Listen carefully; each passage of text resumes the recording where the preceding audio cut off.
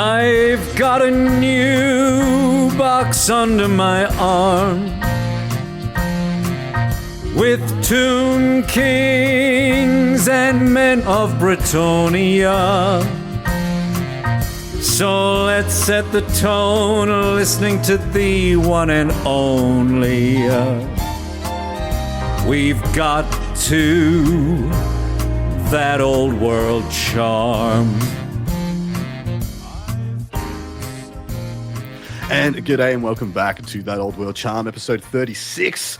This is your FAQ review goodness. I have just returned from LVO, where I had a lovely chat to the winner of the Old World event there. Well done to Blue and those Bretonian exiles. I'm sure we might unpack that list some point on this show as well, if not on the part 2. But I'm joined by the full triumvirate of the Old World, Danny McMeet Devitt. How are you, brother? Dude, I'm doing great, Adam. I didn't ask you how you're doing. Oh, what did you ask me? I don't care how you're doing. I don't understand what just happened. Yeah, I'm like really confused right now. What bamboozling. I have severe con crud, like severe. I was absolutely wrecked on. I fell asleep while streaming 40K. That's how well the 40K game's going at the moment. John also came home with Concrete too, so yeah. Like we had to skip Grim on this week. Oh no! Dang. I really missed Vegas this year. I really wish I'd gone. It was a good time, apart from me not sleeping and getting the flu. Everything else was fine. And Peter's here also. Hello, mate. Hi, my babies. How are you? I missed you. I had several people come up and tell me they enjoy the show, and one person, just one Peter, came up and said, "Please don't do the voices anymore." And I'm like, dude, and that person is a fucking idiot. It's way too late for that. Sorry, Mom. The bit is locked in. It is a core facet of the show's identity now. Mm-hmm. And I'm where were you 6 months ago when I had some fight left in me? Yeah, and I was needing support. This guy gets too late. I told him that to his face, and I said, "Dude, it's too late for this." I will say I will change some of the voices. I was told that the whisper voice makes sound get all fucked up because Dickie doesn't know how to edit episodes properly. But that's a him problem. But we are here to review this FAQ, I guess. And of course, there's 2 parts to this podcast. If you're at all interested in jumping over to the other side with the other 120 odd people in our Patreon and Discord, and that Discord is always pumping and jumping, especially with all these arcane journals coming out. Come join us over at That Old World Charm over on Patreon. It's time for hot takes on this FAQ or lack thereof. Danny. Well, they addressed some issues that were in the game. Like, I think that there were some rules that they looked at and decided that they didn't like the way that they were written. Now, I don't know that it's the rules that everybody wanted maybe them to address. Yeah. I wonder what was on the sheet for what they had to address this one. Because I can think of so many other things I would have liked them to speak to, and they didn't. Yeah. Peter, what's your hot takes? I feel like they just had a word count they had to hit. Like I just a quota. Yeah. Yeah. Somebody like, James Workshop up at the Bigwigs sent an email out to the SDS, was like, "Hey, you haven't done an FAQ in a while. We need to hit 250 words. So just like make some shit up." And one guy was like, "Oh, I think we could resolve this really unique problem with the game." And then someone else was like, "No, everything is exactly as it's written. Nothing changes. Anybody that asks a question, they're just stupid." And that's basically what we got. Okay, but speaking to the things we actually got, boys, let's just do like a top 3 things that changed for the better or for the worse. Throw them on out there. Whatever you got on top of your head. I mean, I personally like the cannonball clarification. That this is the first thing you come across when you look at the FAQ, that if you hit it, you meet a hill, impossible terrain, or high linear obstacle, stops immediately, no further models are hit. I think that's just a fine slap. Why do you hate it? Because now a monster on a hill is even more protected from a cannon. True. Yeah. Because if it hits anywhere on the hill, like the cannonball just stops, right? So I wish there was, I get it, and I understand conceptually that yes, cannonballs have a harder time probably going up a hill. It's correct. Just maybe also dragons don't exist, guys. So maybe let it. Well, to Just me, for a I didn't think second. this was a big deal because all you have to do is just hit them with the cannonball.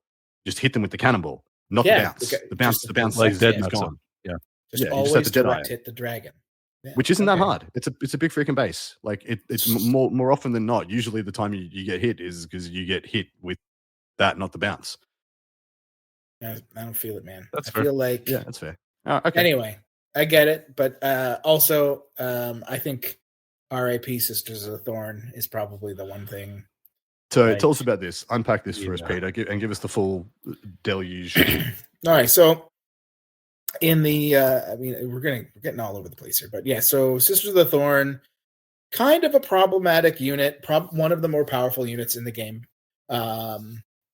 for Wood Elves, and they received an FAQ in the Forces of Fantasy FAQ that states, one, they changed their ward save to now be models with this special rule have a 4+ ward save against any wound suffered. This is because before it said models in this unit, which allowed some people to argue, and I think they were being very mean, dumb people, that anything that was joined Sisters of the Thorn got a 4+ ward save. Don't be like those people, but I see why you would want to FAQ that. Then they went to the Deepwood Coven special rule, the best special rule in the game that I have lauded for a long time for being too powerful and probably needing some kind of tweak. And instead of being like, let's be reasonable and just fix Pillar of Fire, which is the main reason why this thing is a problem, they were like, what if instead Sister of the Thorn have to randomly roll on the chart now? So you never know what you're going to get, and it could be absolute dog shit. And that's what they went with. They were like, how can we, and we're not going to change their points. We're just going to be like, now this unit sucks. Yeah. How to ruin a unit in one simple step is what they've done here. Games Workshop. This was too not much. the fix. No, too much. Just say that vortexes, you can only have one of the same vortex out at any given time. Just and then this was gone. Yeah. What are we doing? Yeah. I mean, that is all right. such a to be reasonable fair, though, there's still a unit of fast cavalry that's like with ballistic skill 5 and march and shoot weapons. Yeah. Like so it's not like they're like bad even without spells. They're just very expensive for what they do. They're very exy now. Yeah. I mean, like before they were way too good. Don't get me wrong. Yeah. But like, I think there was a more reasonable thing than this. Right?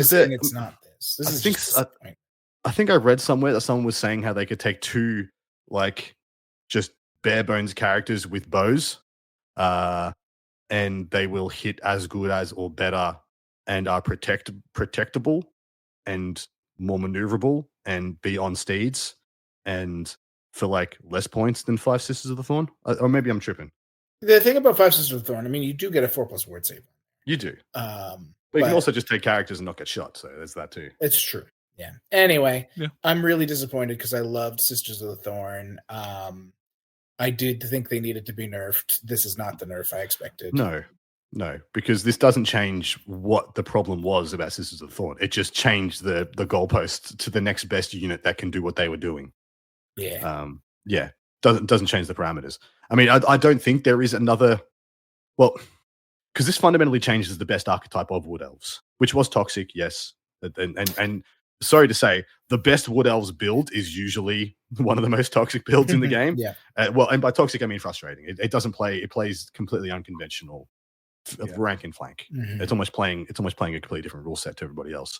But when you take that away, like, what are you doing? What are you doing to their best stuff? Like, where do they go to from here? Yeah, like double and triple Sisters of the Thorn lists were pretty much the most common competitive Wood Elf list you had.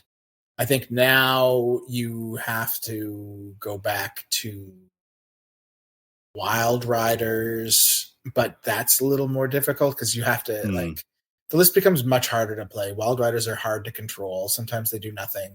They're devastating if they get the charge off, but they're easily chaffed. But I think you kind of have to. Anyway, Danny, sorry. Oh no, I was going to say I think you're right. I mean, those units are all still good. Like, are they as good as they were? Like when we were just playing with like Ravening Hordes? Like, no. I also argue the meta has moved away from your shock cav, so to speak. Well, like the shock cav that is takeable has evolved quite a bit beyond what I think Wild Riders can handle, unfortunately. Yeah, Wild Riders were okay. Like if you were like, I need to kill 10 or 15 guys. Now it's like the big infantry hordes you have to deal with. It's like I have to kill 100 of them. They're not going to do that. They can't ever. So, so that kind of sucks. And what's the other? Are we doing a top 3? So, or are we just going to go through the FAQ? Because I think the third one is like probably, I don't know, the low linear obstacle change, which is everybody's. Oh God, that is the worst change. Tap it. Let's do it. Tell me a story. Like, why did they? I just think it makes things more. I feel like it made things more confusing to me because I've seen people now arguing that, like, that it's supposed to work on, like the spell. What is it called? The one from Battle Magic? Earthen Ramparts. Yeah. Oh, that's from Elementalism. I'm sorry. Oh, sorry. Anyway, but yeah. So the question that they answered was: my unit charges an enemy unit that is defending a low linear obstacle, making base contact with the obstacle rather than the unit. Can my unit make impact hits or stomp attacks? And the answer they went with is what's causing the problem. The answer they went with is no. Models must be in base contact with the enemy to make impact hits or stomp attacks. The problem with answering it this way is that by saying that if you are in base with the low linear obstacle and not base with the unit, you're not considered in base contact, despite how like the wording indicates you're treated as in base contact. Right. You now can't make multiple attacks. Technically, you can't even make attacks, but like I think that's too deep a wording.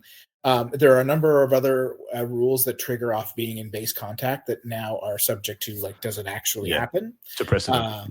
Right. So they could have just said no. Right. Like they didn't have to have any other explanation. They can just be like, no, you don't get those. And I think people would have just accepted it because they don't need to give a reason. Giving this reason now opens up a can of worms.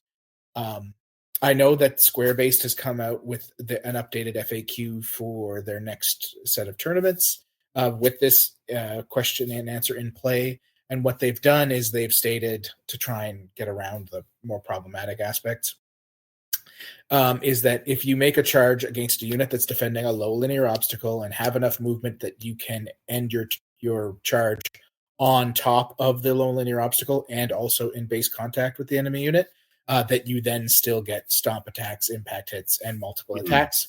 If the charge is rolled in such a way that you can only get in base with the low linear obstacle, then you do in fact lose stomp attacks, impact hits, and any multiple attacks rules. I mean, so I like this as a balancing mechanic. Like, I like the idea that I can use Earthen Ramparts to get around things like dragons getting overkill, and then I can try and build a somewhat of a stabilizing presence to just hold up, like, punchy characters or, combat res kind of stuff and not get blown out. I like that, but then you're exactly right. The next sentence, just absolute, a bucket of mud into what was relatively clean water has now just occurred, and it's all muddy. I really don't like that bit. And so, like, now Earthen Ramparts, because of the way this is worded, isn't actually impacted by this because there is no physical low linear obstacle. Correct. Right. Yeah. So because you just count as having it. It's not the enemy model still gets within base contact of you, which is the only clause they've denoted here. Like, if you can make base, you get stomps and impacts. So Earthen Ramparts doesn't benefit from this. People just have to so find the wall and hug it. So I think what I would love to see is for someone to just update this, even stealthily. You don't have to apologize, and just change it to be no. Yeah. No reason given, just no. Yeah. And then everybody's happy and we can have love in the world again. What I'm most upset about is I've been drunk in public many times in my life. And I know for a fact that I can throw up over a small wall very easily. And my trolls can't. And they're much bigger than I am. And that's upsetting to me. That is very true. So now, Yeah. if your trolls can no longer vomit over walls, Right? that sucks, man. Suck Terrible. it. Sorry. Yeah, take that. I'm sorry, Yeah. man. Yeah, Thanks. messes I you right appreciate it. Yes. But what if it was a high linear obstacle? It's got some hash cookies next to it, nice and linear. This guy. Okay. Yeah. Okay, let's go through the rest of this FAQ real quick because that's the big stuff. So we already covered crunch, page 227. If the path of the cannonball meets a hill, impassable terrain, high linear obstacle, it stops immediately. It even says high linear here. No further models are hit. Next up, Berserker Blade. What changed here? It doesn't give you frenzy anymore. Yeah, it gives you impetuous. Yeah, woo. Yeah. And Well, extra text so it as doesn't well. affect stuff like what is it, the blood rage or whatever blood rage. Yeah. So now they don't have to answer that question. They can just say this thing is worse. Yeah, and it's straight up is. Frequently asked questions. If a specific natural roll triggers an effect, is that effect still triggered if the dice is re-rolled and the re-roll gives a different result? What do you think the answer should be, idiot? Yeah, that's a dumb question. Moving on. Why did they answer this question? How many people asked this that they had to answer this, right? Who demanded this? Okay. So by the way, guys, the answer is no. When you re-roll a dice, you don't get to keep the previous one if you like that one better. My God, I hate people. Okay. Even if you don't. But what does Mum say? I asked Dad. What's the next one, guys? Magic. Yeah, the magic one. So casting the same enchantment or hex casting the same enchantment or hex spells on a unit more than once has no further effect. But what about spells with the range of self that affect all units within a certain range of the caster? What do you guys think the answer is? Well, the real answer is, unless stated otherwise, such spells are not cumulative, and casting them multiple times will have no further effect. Correct. This is just like you would expect. Just like you would have thought. But this is at least one that I've saw some people being like, well, technically. Well, right? They're like trying to stack Evil Sun or other stuff. So I'm glad this one got answered. Next one. If a unit will have to wheel before or during a charge, do I have to allow for that when declaring and measuring the charge? Yes, of course you do. Wheeling during a charge as part of the charge move, the free wheel to a line once contact is made is free. So I mean, this is just rules as written. Is one of the parts of the game I don't like, which is just how clunky charging a unit can be. But this is in keeping with what they've written. How much better would the game be if the free wheel was back? I feel like this game would be a much better game. Well, I just feel like good players have ways to just always be offset and never let you have an average charge. Even if you're within you could be within a 5-inch charge, but no, it's an 8 or a 9-inch charge just by clever tilting of units. And I hate that. I hate that little bit of gamesmanship. Yeah, I know. I know you know that I do. Because I do that to you every game, and you get infinitely more frustrated than I've seen. Yeah, and then I tell you to go F yourself, and I put the unit in anyway. And I ask, what are you going to do about it, Peter? What are you going to do about it? Hey.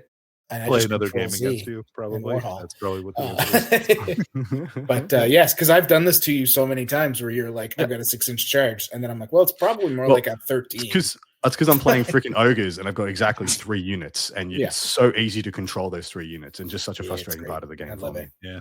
I know it's bullshit. Okay. Next one. Combat models that are base contact with different enemy units can choose which unit to attack. When is this decision made? At the start of the combat or when the model's turn to fight comes? When it's the model's turn to fight. Which do you think it would be? So that's good. Thank you for clarifying that, guys. That was really hanging some people up. There's the lone linear obstacle one we already answered. There's overkill. Yeah. Is overkill counted by or against a champion in a challenge, or does it simply only count for characters? Overkill counts for all challenges. Mm-hmm. Yeah. Indiscriminate. Correct. Yeah. Which is how I think 99% of us played it. Anyway, it's just the one guy that was like, well, technically they're not a character. It's not a character. Question. If a model has Armor Bane X listed among its special rules, i.e. the model has a special self rather than the weapon it carries, does it apply to impact hits and stomps? Yes, it does. Which we already knew. But thank you. Yay. Danny, They're really getting the frequently asked bit out of these questions. Is this? Are we on? Did you just do armor Counter bane? charge. I did just do armor bane. Oh yeah. Counter charge. If units charged by 2 or more units with counter charge, or 2 or more enemy units counter charge one of them, may end its movement presenting a different arc to the charging unit. So, like basically, what they're asking is, if you counter charge, can you expose your flank if multiple units charged you? And the answer is yes, you can. I mean, I guess I'm glad that there's a clarification. I've never played it any differently than this. Yeah. This is one where it's like the timing is very explicit in the book, right? Correct. The counter charge happens before the charge. So, but yeah, because you declare the charge while you're in a certain arc, but then units move before you complete the charge move. And so arcs can change, positioning can change. That's not a bad question to ask, but no, I mean, people thinking that it could possibly be the other way, is kind of silly also.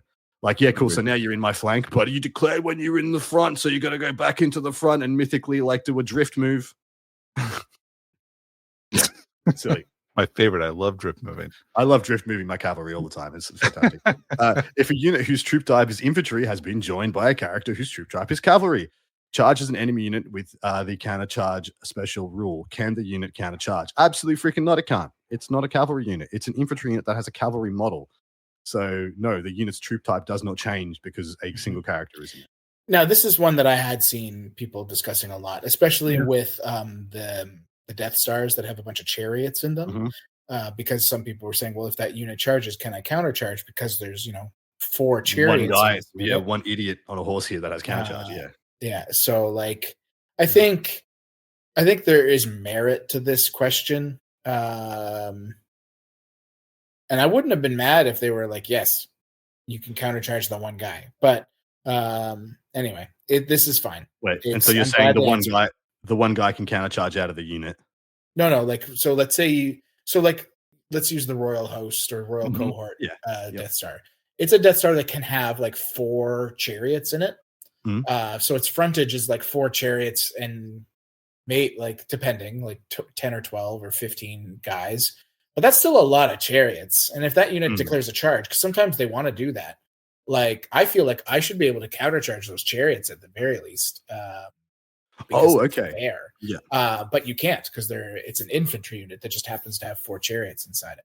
Yeah. So do you feel like maybe if the majority of your frontage were composed of models that you'd be able to countercharge, that would be an allowable countercharge? I feel like that would be a good middle ground for this. I mean, in the Royal Cohort scenario, generally your frontage is still going to have 15 skeletons plus those 4 guys, but yeah.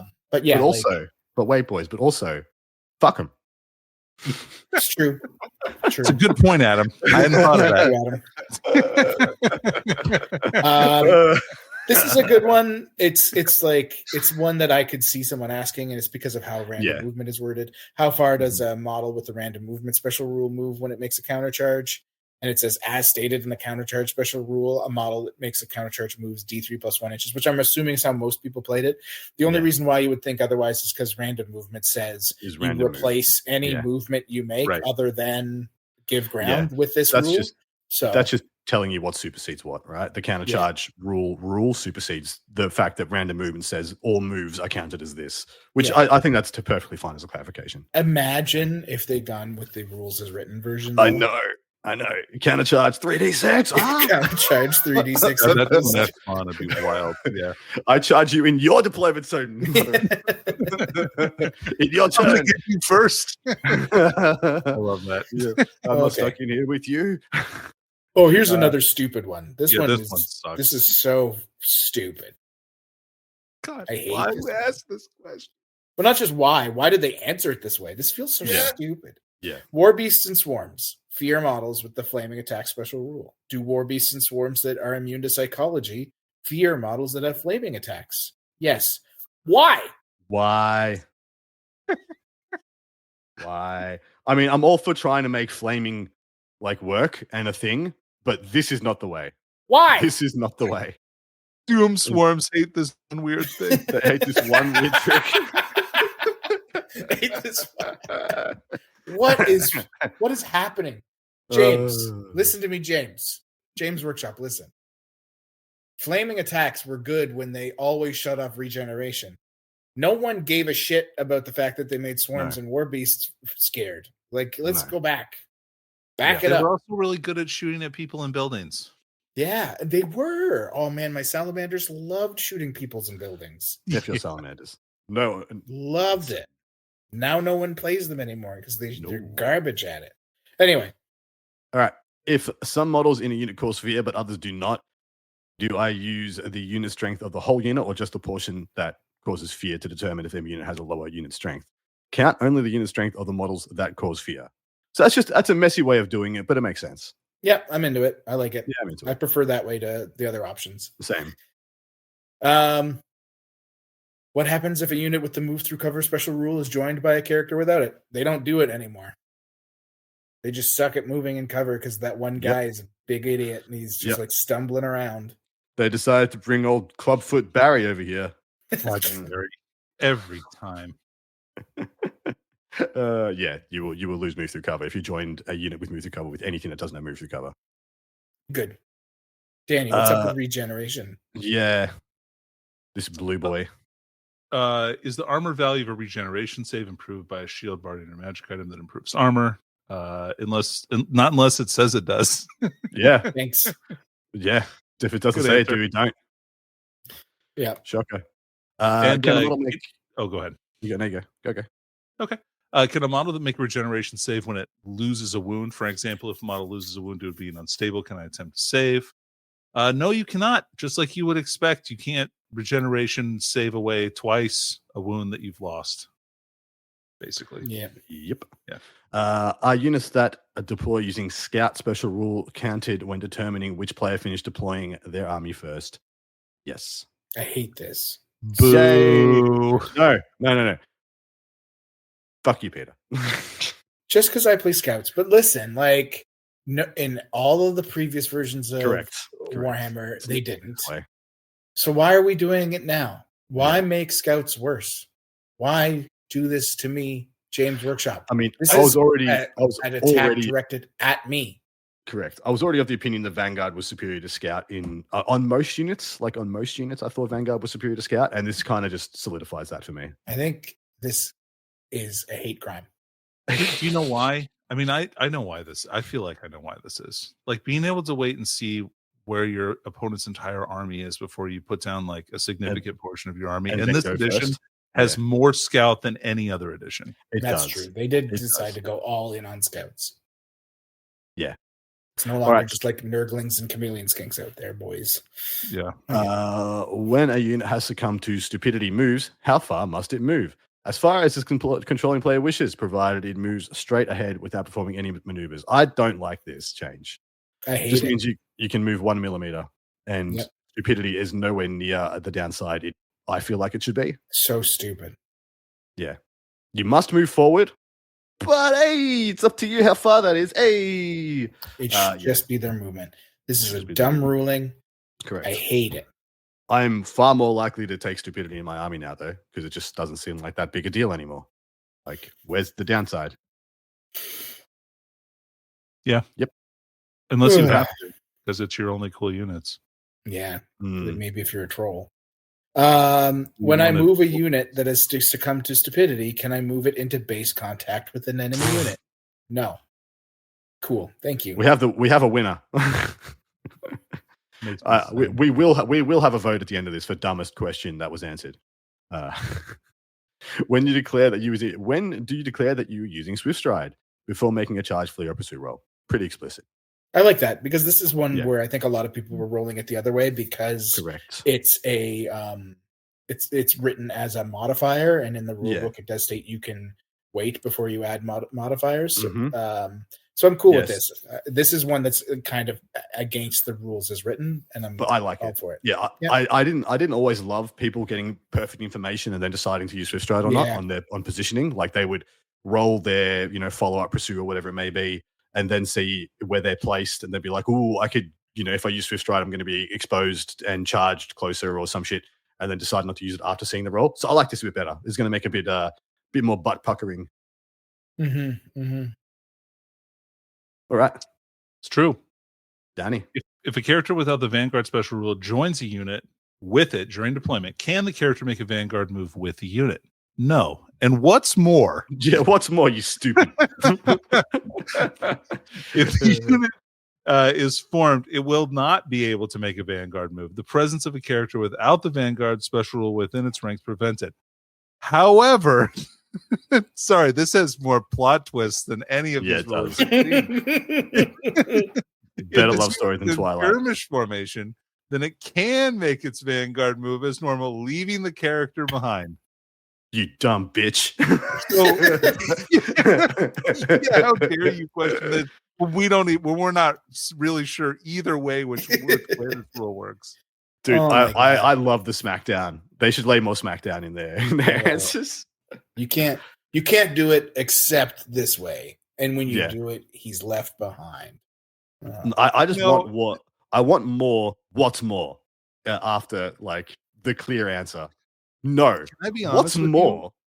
This doesn't actually even answer the question. No. What do they mean by when they say leave the character behind? Does he actually leave the unit? Or do they just mean he stays there and he stays in coherency with them? What does that mean? Actually, that's true. I'm assuming it leaves a unit behind, but you are correct. It's they did a bad job of their like. What if I string out my Vanguard? Like, anyway. Yeah. All right. How does a unit of skirmishers form up when charged by 2 or more different enemy units from different directions? Because this one has been a mess. The skirmishers should form up against the first charging unit to move into contact with them. The remaining enemy unit then charged the formed skirmishers. If any units are unable to complete their charge move, the charges are failed. And this is messy. This is super messy because charges happen at the same time. Correct. So what happens is you declare both charges, and then I, as the person charging the skirmish unit, have to figure out which one of them I want to F over, because the first one that makes contact is going to bunch up the unit and make the second one likely a lot harder to complete. So, but like in the timing in the book, it says all the charges happen at the same time. Simultaneously. Yeah. This and then makes they're saying, me... oh, no. But wait. This makes me think that they didn't think it through with skirmishers. Yeah. This really needs a what's more.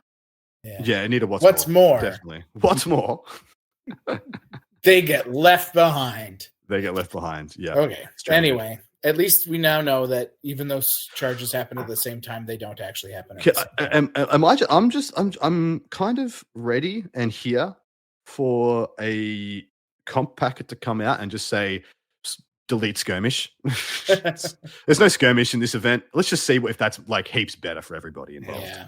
I like skirmish as a part of the game, but it makes more issues than it solves. Way more. Because they used half of the rules from one edition, half of the rules from another, and then added 6 more rules, but like never actually completed it. It is, in fact, a terrible skirmish sandwich. Do skirmishers have flank or rear arcs while engaged in combat? No. Nope. Which is fine. That's kind of how it's worded in the book. This is a rules as written scenario. I think it's dumb. Me too. I agree. It is what it is. All right.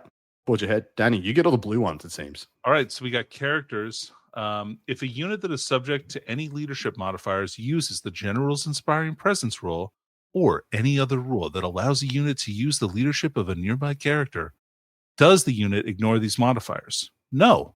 The modifier will still apply. For example, if a unit loses a round of combat to an enemy that causes terror, the -1 modifier to its leadership caused by the terror applies to whichever leadership characteristic the unit makes its break test against, be that its own or that of a nearby character. It's good. Yeah. I'm glad they clarified that. So you can't just override any modifiers with Inspiring Presence if it's your turn. Yeah. All right. Next one. A clumsy unit cannot be joined by a character that is not also clumsy. But can a clumsy character join a unit that is not clumsy? Yes. Yeah. That's just how it's been written. Everybody's known that. It was just a fun raid, all right? It was a fun raid. It is, yeah.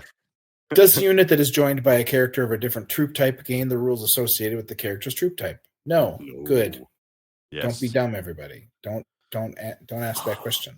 I got another blue one for you, mate. This is a banger, stop, guys. Is the armor value of a ward save improved by a shield, bardian, or magic item that improves armor? Unless that item specifically states the ward save is improved, no. So who is this guy? Because he asked. This is the same guy. He asked this question twice. No, so the blue ones were they're clarifying questions they already answered before. So before, I think this regen and ward save question were combined. They said like no. One. And they just said no. And so now they're saying no, except when it says you can, just to make sure that like the Chaos Dwarf items and things don't get fucked over in the nonsense, right? So fair. All right, magic items. No, we got one more. Sorry. How does Spectral Doppelganger spell interact with weapons that have either strikes first or strikes last special rule? The spell is cast at the wizard's initiative, meaning attacks generated by the spell are made at the wizard's initiative. However, if the casting wizard wishes to use a weapon that strikes last special rule, those attacks are made at initiative 1. This is just how it is played, and I don't know why that was needed to clarify. Oh, it hasn't been played this way. You just really? haven't played against enough vampire players. Vampire counts players loved to put a greatsword on their vampire count and then have it strike at initiative. Yeah. With Spectral. It's been a whole thing. But so are you saying that they'll fight at initiative with the great weapon and then Spectral Doppelganger at initiative 1 now? No. So what they were doing prior to the FAQ, because the way everything was worded, Spectral Doppelganger is at your initiative. So what vampire counts players were doing is they equip their vampire count with a great weapon, which has strikes last. But then when they use Spectral Doppelganger, assailment spells happen at your initiative step. So because of that, the way they were playing it, they would get all these great weapon attacks at initiative 6 or 7 or 10 or whatever on a charge. Yeah. So now they're saying you can't do that. If you have a strikes last weapon, it's going to be at initiative 1 or 2 or 3 or 4, depending on like what bonuses you have. That's literally how I always thought it was. But fair enough, if that's how the filthy scum were doing it. Let me ask this question then. So let's say you're ingest. Oh, never. So okay, so hold on. So you could use 2 different weapons potentially. Like if you had a great weapon and a magic weapon, could you use Spectral Doppelganger with one and not the other? I think Spectral Doppelganger would still have to follow the rules for weapons, which means if you have a magic weapon and a non-magic weapon, you always have to use the magic weapon. Yeah. But if you had two plain weapons, somehow, like you could use a hand weapon for Spectral, right? If you wanted to and go at initiative. Yeah. So if you had like a hand weapon and a great weapon, you could, I guess. But then you'd be forced to attack with the hand weapon in the ensuing combat, right? But you get Doppelganger earlier. Yeah, that's cool. And I guess there's a benefit there if you're like Chaos, right? Maybe have an ensorcelled in a hand weapon or something like that. Something like that, yeah. Like an ensorcelled in a great weapon. Yeah. I guess. Okay. So that's that. That helps with that. Like, hold on. Sorry, I just want to make sure. So if you miscast this, right? Like before you get to attack with your weapon and died, you'd be dead before you got to attack with your initiative 1 weapon, right? Well, its order of operations is on you, so you can decide to swing before you assail, right? Yeah, so you should always decide to swing with your weapon and then cast your assailant spell. That's correct, yeah? Because it doesn't say assailments must be the first thing you do when you activate. Yeah, I agree. Well, assailments happen at your initiative, so... Yeah, but then its order of operations is to you. You can roll your attacks first, or you can try and manifest. I guess, yeah. All right, we learned something today. Sorry. No, that was a good question. Yeah. Bearing 2 or more obsidian lodestones gives you magic resistance, but does an obsidian lodestone improve magic resistance granted by a different source? No, it doesn't, guys. Why would you ask that? Yeah. Why would you fill their mailbox with stuff like that instead of how does travel mystical pathways work? Yeah. All right. Does a magic standard that affects a unit's weapons, the razor standard, for example, also make those weapons magical, giving them magical attack special rule? Not unless it tells you it does. Guys. Yeah. Guys, what is this? Who asked this? We may have a new winner. What Shangri-La land were you living in that you thought it worked this way?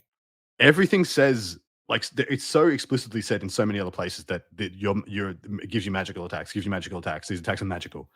Why would you think that this? Yeah, never mind. This. Anyway.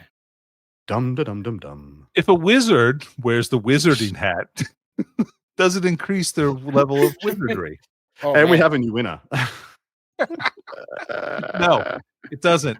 You're a level 1 wizard and you know 1 randomly generated spell. This is clearly a huge detriment to a powerful wizard. It might be a boon to a character that is not a wizard.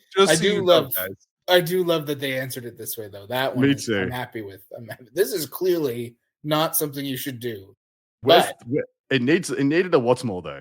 No, what's more? This is a significant downgrade for a huge detriment. Oh, the next one is a significant downgrade too. So this is a one where they went with rules as written, which I think a lot of people don't like that they did. But can a wizard with the lore familiar choose one of their faction's signature spells instead of the signature spell of their chosen lore. They cannot. Yeah. So when you have lore familiar, you are locked out of Correct. using, which is huge it's a big nerf for beastmen. So they can't take lore familiar on their shaman and get vile tied. Dude, it's GG for ogres as well. Like I don't get troll guts or toothcracker. Like bang, okay, straight back to gutsicle it is, boys. Straight back to gutsicle. Yeah. Let's go. It's a bad scene for the lore familiar users. I mean, the lore familiar is still a fantastic item for a lot, but like a number of casters now just won't take it because of that. Yeah. All right, Danny, one more blue. You got it. Of course I do. Some models can be found in one faction army list, but can be included in an army made using a composition list belonging to a different faction, Dragon Ogre Shaggoths, or units that are included as mercenaries, for example. What lists of magic items do such models have access to? Models can purchase magic items out of the list of common items from the Warhammer Old World rulebook or from their own faction's list of magic items. A Dragon Ogre Shaggoth can take common or beastman magic items. This is just like a clarification of what we already had. So yeah, this is how I assumed it already was, but yeah, it was. They're just kind of just rewording it so that people can't find like side outs, essentially. Now, if we move to the Forces of Fantasy FAQ, we already talked about Sisters of the Thorn. Yeah. Questing Knights, now a unit of 3+. I think that's just because the box size is 3. Correct. Yeah. I don't know if this actually... don't believe this changes diddly squat for Bretonnian players, but it does open up a weird, like, cool max MSU knight list, I guess. Yeah. I guess. Not that I think it's Goblin Hewers now get an extra wound and an extra attack. They only had 1 wound prior for the crew, so now they get 2. That's great. And lastly, a bit of a nerf to the Green Knight in that, or at least helping people understand not to play like Nova. Change the third sentence of the second paragraph to rule 2. It does not include magical vortexes, open ground, or hills, or any construction such as walls or buildings. So the Green Knight basically can only jump out of forests and woodland things, like and that's it. Which doesn't go far enough for me. You know, so I actually discussed this with Blue at LVO about because he was playing Return in Exiles. And we were like, so how busted was the Green Knight in your games? And he's like, he was either OP as shit or my opponent knew what to do and he wasn't that good. And I'm like, do you reckon he should give up his points twice? And that's what I reckon the fix is. The Green Knight gives up his points twice. You kill him once, get his points. He comes back, you kill him again, get his points. F this guy. Yeah, let's do it.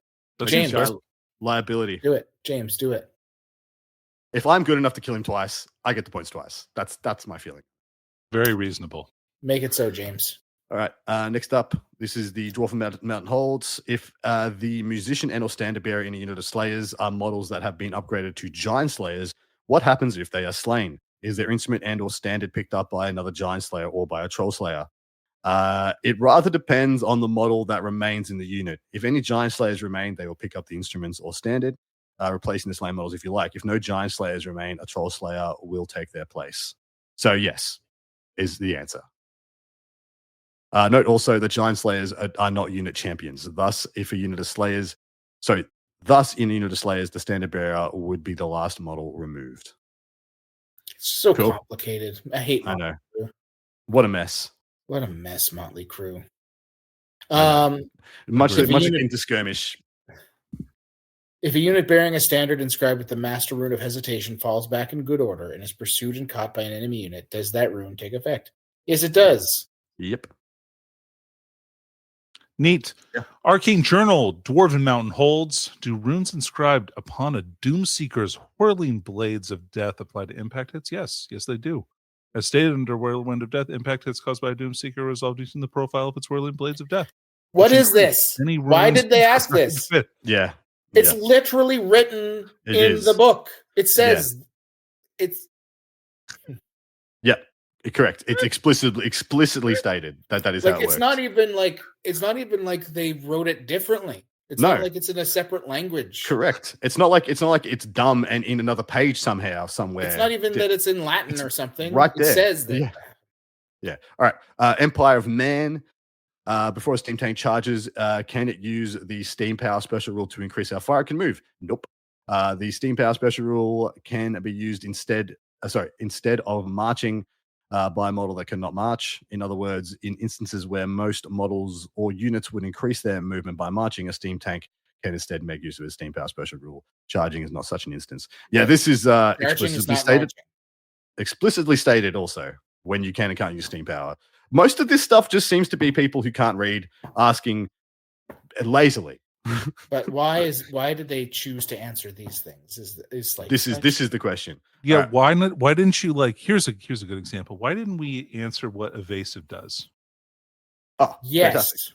Yeah. Oh my God, yes. Why didn't we answer how evasive actually works? Yeah. Why please. Instead? Can I be like resistant to shooting with it? Like it feels like it's supposed to be, or is it? Yeah. Does it just do nothing? But let me move. I just want to ask them like meta questions. Is it true that 4 chariots can join a unit of 120 skeletons? Really, guys? Really? And just really? Was that your vision? Is your vision? Is that what you thought? Are you happy with this? Is this what you thought was good for the game? Anyway. Kingdom Bretonia. Can a character with the Shield of the Lady special rule retire to the rear of their unit after issuing a challenge, enabling them to avoid their opponent's attacks? No. Oh, piss off. Yeah.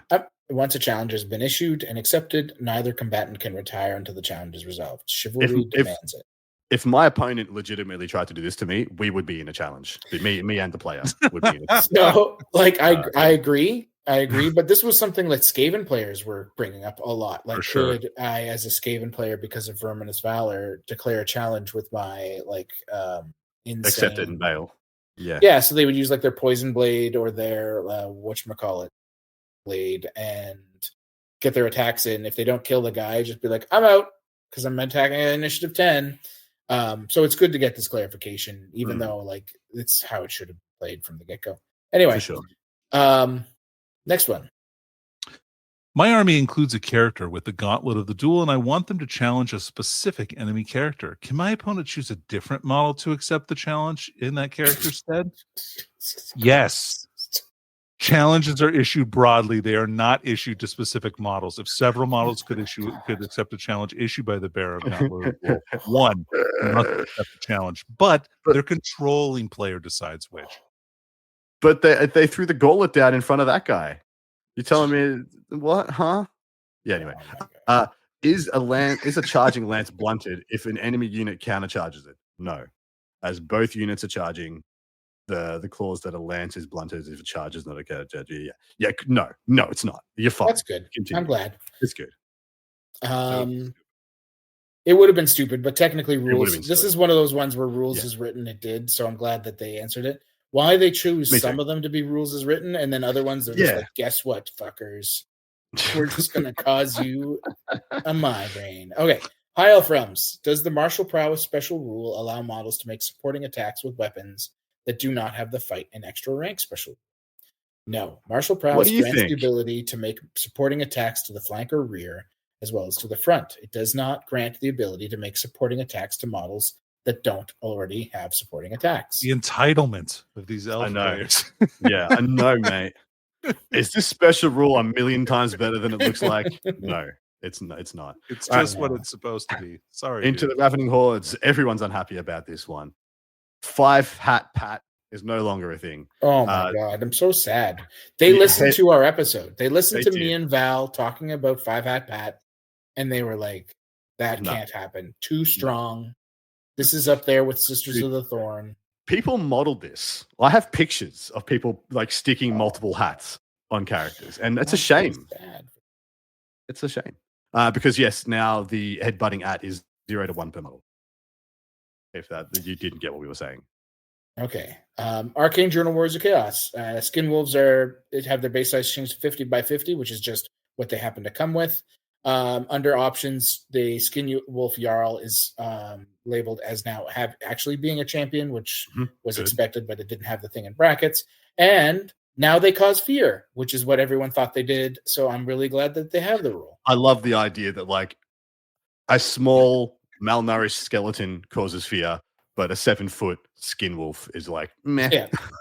A werewolf whose skin is literally peeling off and is flayed and bleeding corrupted. No, dude. Spooky skeleton. Spooky skeleton. Like spooky skeleton from a small human. No. All right. Warp fire dragons. Add closed order. Good. There. List of special rules. Cool. Yeah, it's cute. No problems. Open goblins, Danny. Yeah. We're on victory points here. How are the victory points scored for Night Goblin unit that includes one or more fanatics once its fanatics have been released? The fanatics are an upgrade for the unit. Their causes included when working out the victory points for the unit itself. In other words, the death of an individual fanatic isn't worth any victory points. Destroying the unit it was concealed in will earn you the victory points for the fanatic as part of the unit's cost. That's how I assumed it was. No one. Yeah. No. Surprising absolutely no one. Surprising the one guy that this one did surprise me. The next one. Yeah. Well, actually, if I upgrade into the Ball Boys to have the big and special rule, do their War Balls benefit as well? Yes. That is not what I expected from that. Is not the letters I expected at the end of that. But this is kind of cute. I like this. It's very rules as written. Like it is. Once again, I don't know why they just picked and choose, but they did. Anyway. They go on to say, note the strength characteristic of the biggins is modified while they're engaged in combat, and that impact hits are made using the model's unmodified strength characteristic. Yeah, your Tusker charge doesn't affect it either, so you're only impacted at strength 3, but that's fine. Yeah, it's still fine. Impact hits you didn't have before. Correct. Almost for free. Can the glowy green amulet be used by a character that isn't a wizard? Yes. The glowy green amulet is a talisman, meaning the character that can take any character that can take magic items can use it. However, if they wish to use it against an enemy spell, they do so instead of a wizardly dispel attempt being made. This means that you cannot also make a wizardly dispel attempt against a spell you use the glowy green amulet against, even if the glowy green amulet explodes. So many words. Yeah, so just, yes, you can do it. Yeah. But, anyway. Can the size, Orcs and Goblin Tribe, Arcane Journal, can the size of a ranged self-spell's aura of effect be increased by the Idol of Gork? No. The aura of effect range is self-spells is not in its range. This is a good FAQ because there was a question on if it impacted it, and I know some people were playing that it did. I would have thought that it was a coin flip that it would. Really? Yeah. Yep. I would not have predicted. Yeah. All right, Danny. We have 2 questions. I'm just going to bundle these together. This is a little Warriors Duel bundle. You're wild, man. You. Yep. What happens if I wish to accept a challenge to fight a Warriors Duel, but I don't have any single wound champions in my army? Roll off to determine who takes the first or second turn as normal. It literally says it in the book. You just can't do that. And there's but what if I want to? Too bad. You dumb idiot. But what if I want to? That sounds like me when I'm being sassy with Adam in a game or Danny, and I'm just like, well, I'm going to do it anyway. And so what I love about this one is that the first time, because I got this pretty close to leaving the country, so I just skimmed this, and when I read this, I thought it was a typo, and they just answered with an unrelated question to take the piss, and I had a little chuckle. I was like, oh, wait a second, no, this is actually linked together. It's just the most sarcastic answer possible.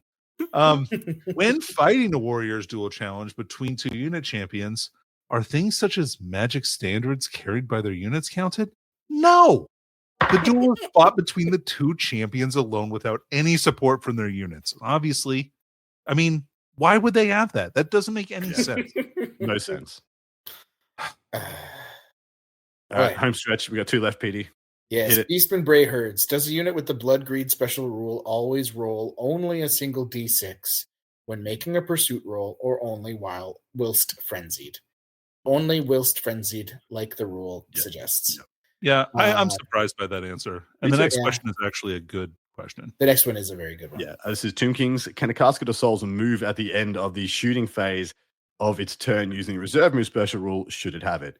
Yes. While a Casket of Souls is an immovable object, this special rule clearly states that it prevents the model moving during the remaining move subphase. It does not prevent the model movement at or other times during other phases. I mean, this is, once again, a double down on rules as written, whereas, in my soul, the Casket of Souls should never move. But now... But why did they do this? Yes, why? Why? Just said no. No, it says immovable. It says immovable. It's an immovable object, So silly. except on Sundays. On Sundays, it tap dances. So silly. Love it when it does that. So this was garbage. Yes. Like, I would say 70% of the FAQ questions in here didn't need to be answered or shouldn't have been answered this way. Correct. There are some good ones. I will give them that. But also, the good ones are very good. Like I like that they're trying to make changes to the game in this section. Like they legitimately tried. They have literally changed the Sisters of the Thorn, cannons interacting with terrain, and linear obstacles interacting with the fundamental things of the game have kind of changed. And I like that they do that. But my God, there's a lot of faffing about nonsense bullshit that they did not need to mention at all. This thing could be 3/4 shorter, easily. Yep, I agree with all that. Yeah, I don't have anything to add to that either. I think that some very inane questions this time. Unfortunately. All right, but what we're going to do now is our top 3 things we wish they would have answered. I will say the skirmish one. Just give me a whole FAQ on skirmish, please. You could do a whole FAQ just on how skirmish works, because right now you've only made things worse. So just fix skirmish. Give us a skirmish FAQ, a whole page spread just for itself, and get every question answered, every conceivable thing answered. If you can answer this dumb shit, you can answer that. That is my one. Peter or Danny, jump in whichever. I don't know. Like, please, FAQ vortexes. Like, it's stupid. I don't like to. It's like bad for the game to see a ton of them on the table. Yeah, just can we do something there? I think that would have been a much better fix than the ham-fisted way we fix Sisters of the Thorn here. Yeah. Peter, I think I'd like to see either an FAQ for placing, teleporting or placing models, or just travel mystical pathway in general, so that it states that they actually, like, each individual model is forced to move a maximum of 12 inches. I'd have been super into that. Or the one Danny brought up earlier that I think is also like an easy one to do is, how does evasive actually work? Both of those I think would have been great versus what we got. Easy done. On that note, we go like we do with every piece of content we get for the old world. We're going to give it a rating out of 10. 10 being this is the best FAQ we've ever freaking seen, and 1 being, Falcon, what would you give this 1 out of 10? 3. Bang on what I'm giving it. I feel like we got 3 relevant things changed, and so it's getting 3 out of 10 for me. Danny?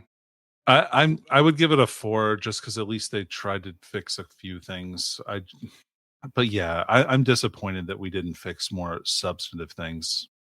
Yeah, like the big questions. None of the big questions got changed. Like none of the big questions feels had that phoned in. It really does. It feels like it's just a pacifier. Like they're just trying to put the dummy in our mouths, and they actually haven't changed any of the core issues with the game. All that said, we did get a really cool LVO preview for the next few books, and a mystery faction this year, which is probably Cathay. And I'm really stoked about that. Yeah. Me too. Very, very, very keen. And on that note, we're going to go over to record part 2. We're going to talk about and review a bit of the LVO results. We're going to talk about what won, what did well, what we were surprised by, and some other good stuff there. Maybe answer some questions, talk about some games that we've had or looking forward to playing. Gents, anything to say before we tune out? Bye-bye.